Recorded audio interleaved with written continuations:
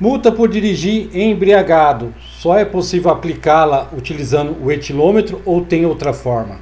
Isso é uma dúvida de muito patrulheiro, muita agente de trânsito, e eu vou explicar para os senhores agora que é possível aplicar essa multa também sem o etilômetro, e garanto aos senhores que é mais difícil um advogado entrar com recurso e ganhar sem o etilômetro do que com o etilômetro, porque com o etilômetro tem que seguir uma série de protocolo, o número de série do etilômetro tem que estar validado pelo Inmetro, se não tiver, cai. Eu vou explicar para os senhores de forma rápida e sucinta, sem me alongar muito na lei.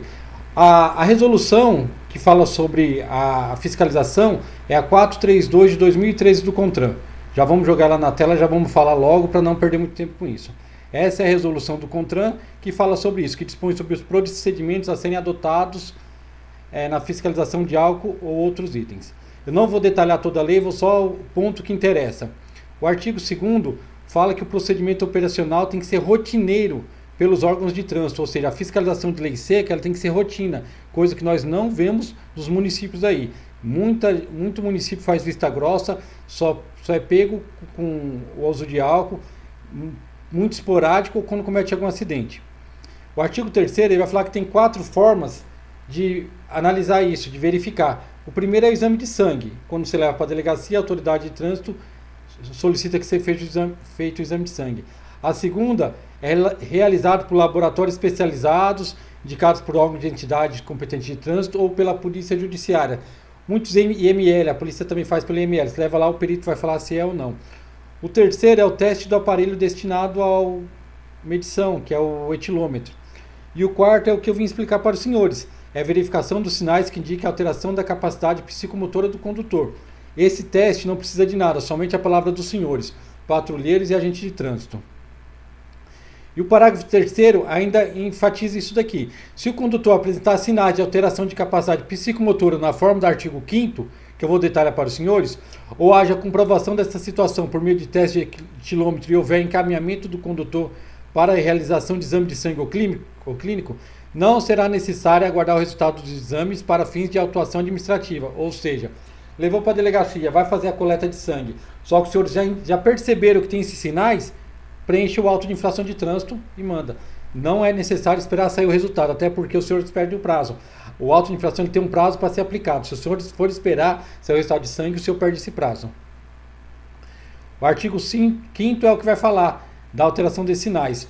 No inciso 1º vai falar que o exame clínico com laudo conclusivo e firmado por médico ou perito.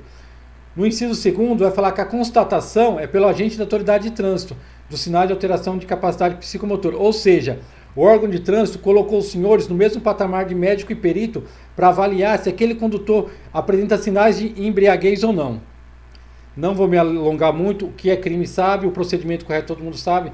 Foi pego, chama o condutor habilitado e que passe também pelo teste para verificar que não consumiu bebida alcoólica.